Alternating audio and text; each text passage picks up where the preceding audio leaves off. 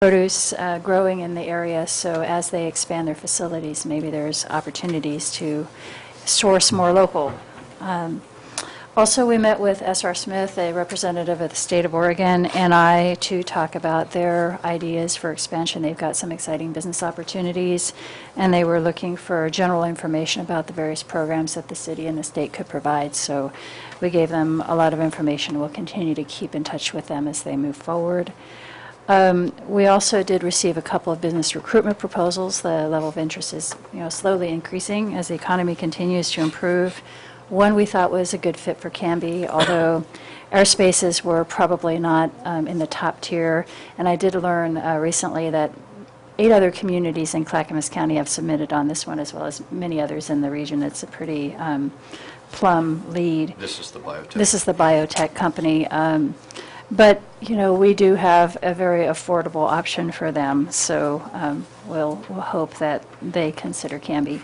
There was another lead that came our way that I ran by our industrial brokers and property owners. It was a railroad rehabilitation facility. They wanted quite a bit of land, and after checking the zoning ordinance with our planning director and talking with the property owners, we determined that this was not the best use for our scarce, well-served, and well-positioned industrial land, and so we chose to pass on that.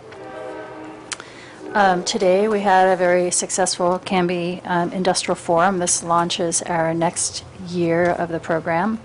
The Chamber of Commerce, Bev was instrumental in lining up JV Northwest for the event. It was a packed room, 10 businesses attended, and probably about 18 people attended.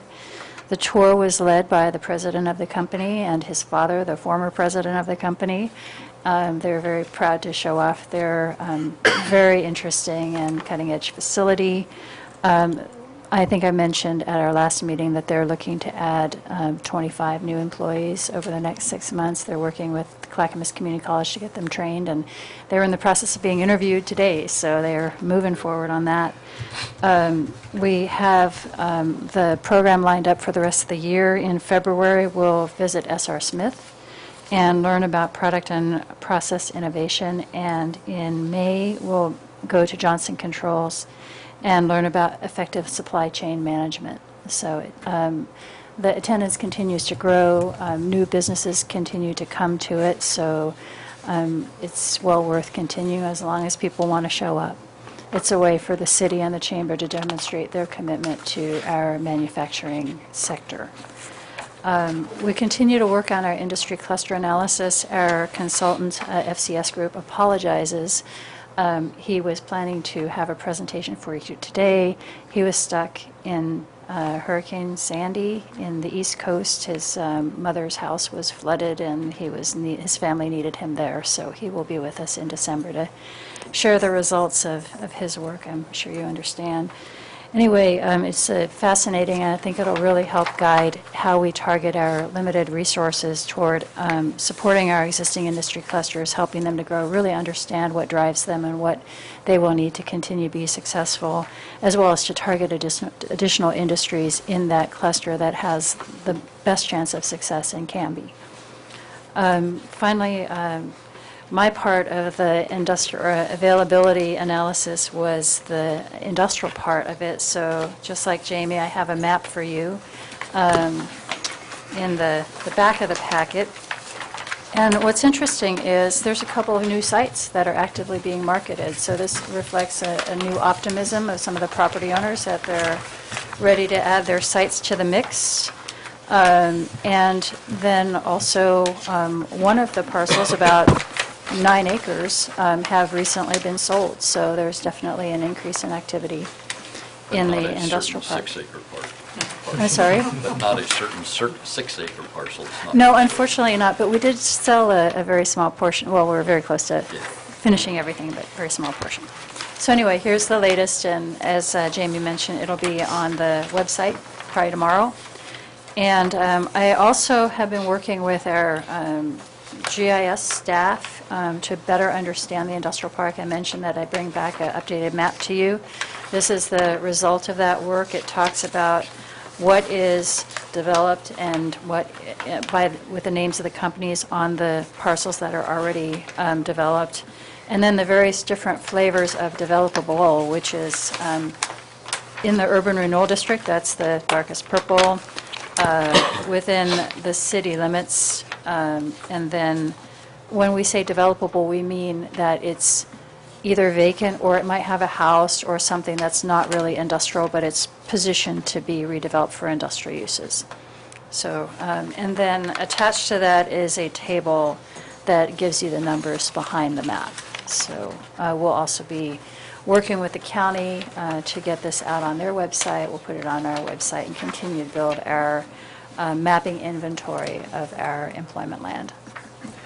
Renata, this map, looking at the purple map, it has the 17.8 acres that's developable land outside the city limits. They will have to annex to the city to be able to get water and That's right. sewer. That's right. Which means they have to go through an election. Right. But what I was trying to illustrate with this map is the entire Canby Pioneer Industrial Park as it was master planned. Yeah. That's all I have for you today. Good.